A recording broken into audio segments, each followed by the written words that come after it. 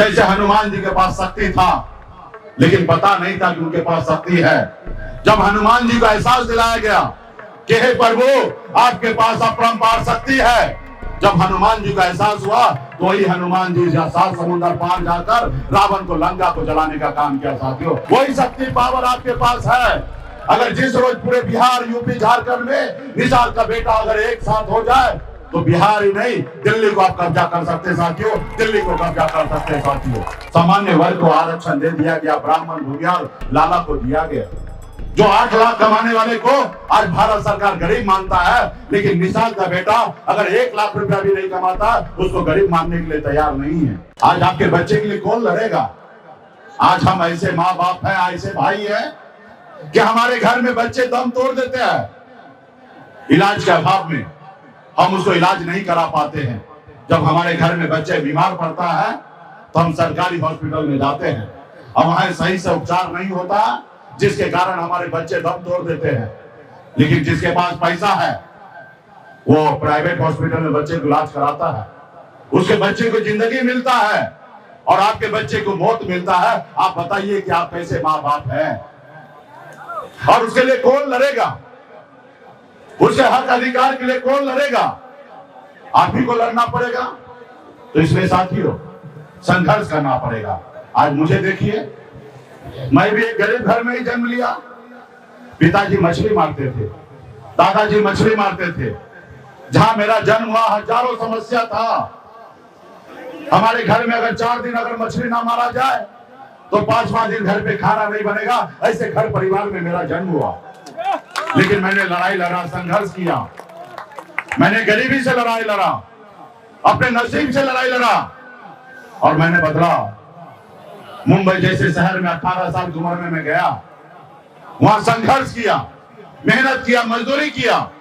900 रुपए महीने पे मैं नौकरी करता था, 30 रुपए रोज पे मजदूरी में करता था।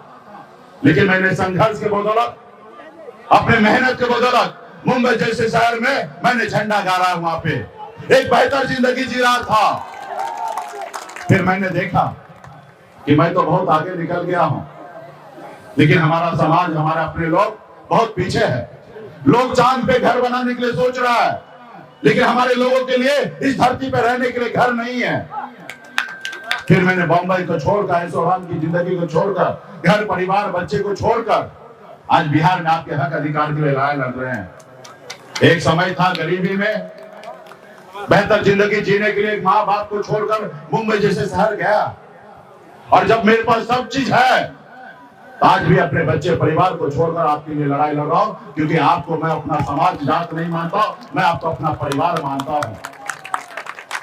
आज बताइए ना, आजादी के 77 साल हो चुका है, आज तक कोई आया आपसे लड़ने के लिए? नहीं आया। और आने वाला 100 साल तक भी आपके बच्चे का हक अधिकार के लिए कोई लड़ने के लिए नहीं आएगा। मैं आपके लिए लड़ने के लिए इसलिए आया हूं क्योंकि मैं आपका भाई, आपका बेटा हूं और इसलिए मैं लड़ाई लड़ रहा हूं। आज अगर मैं ब्राह्मण या भूमियार या यादव जी होता तो मैं आपके लिए नहीं लड़ाई लड़ता। मैं निषाद का बेटा हूं, अपने आप को कहता हूं कि मैं नशा और मला हूं, इसलिए आपके लिए लड़ाई लड़ रहा हूं साथियों। तो साथियों, अपनी वोट की ताकत को समझिए। आज यूपी, बिहार, झारखंड में हमारे पास ऐसी शक्ति, ऐसी ताकत है।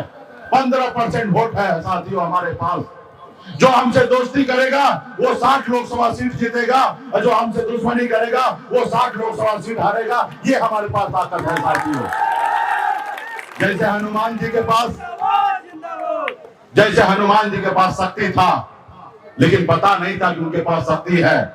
जब हनुमान जी को एहसास दिलाया गया कि हे प्रभु, आपके पास अपरंपार शक्ति है, जब हनुमान जी का एहसास हुआ तो वही हनुमान जी 7 समुद्र पार जाकर रावण को, लंका को जलाने का काम किया साथियों। रावण को, लंका को जलाने का काम किया। वही शक्ति पावर आपके पास है। अगर जिस रोज पूरे बिहार, यूपी, झारखंड में निषाद का बेटा अगर एक साथ हो जाए तो बिहार ही नहीं, दिल्ली को आप कब्जा कर सकते साथियों, दिल्ली को कब्जा कर सकते साथियों। लेकिन इसके लिए संघर्ष करना पड़ेगा, लड़ाई लड़ना पड़ेगा, पसीना बहाना पड़ेगा। आज इस देश में पैसा से भी बढ़कर है साथियों पावर, और पावर आपके उंगली में है। सिर्फ जरूरी है कि अपने लिए वोट बटन दबाइएगा तो पावर आपको मिलेगा साथियों। जैसे हमारे यादव भाई ने अपने लिए पावर वोट गिराया, तब लालू प्रसाद जी मुख्यमंत्री बने साथियों। आज बताइए ना, आज बरसों से हम लोग गरीब है, लड़ाई लड़ रहे हैं, संघर्ष कर रहे हैं, हमको आरक्षण नहीं मिल रहा। लेकिन वही मोदी जी का आरएसएस का सरकार बना, 2014 में आए, बोले हम अच्छे दिन लाएंगे, एक पिछड़ा का बेटा देश का प्रधानमंत्री बन रहा है। लेकिन आपको क्या मिला? आपको 5 किलो चावल मिल रहा है। वो आपको गुलाम बनाना चाहता है कि ताकि आप हमेशा गुलाम बन के रहे। और नौकरी आपने देखा, ईडब्ल्यूएस 10% आरक्षण, सामान्य वर्ग को आरक्षण दे दिया गया, ब्राह्मण भूमियार लाला को दिया गया। जो 8 लाख कमाने वाले को आज भारत सरकार गरीब मानता है, लेकिन निषाद का बेटा अगर 1 लाख रुपया भी नहीं कमाता, उसको गरीब मानने के लिए तैयार नहीं है। आज 8,000 रुपया महीना एक निषाद का बेटा नहीं कमा पाता है, साल में 1 लाख रुपया भी नहीं कमाता है, उसको आज भारत सरकार गरीब नहीं मानता है। लेकिन आज ब्राह्मण भूमियार का बेटा को 70,000 रुपया महीना कमाने वाले को आज गरीब मान रहा है साथियों, गरीब मान रहा है। ये कैसे हुआ? ये वो पावर मिला इसलिए हुआ, और ये पावर आपके पास है। ये पावर अपने लिए इस्तेमाल कीजिए और निश्चित तौर पे बदलाव होगा। आप बताइए ना, बंगाल में आरक्षण है, बिहार में क्यों नहीं? जब दिल्ली में निषाद को आरक्षण है तो बिहार में क्यों नहीं? ये बताइए कि बिहार दूसरा देश का पार्ट है क्या? ये बिहार बांग्लादेश में है क्या? ये बिहार पाकिस्तान में है?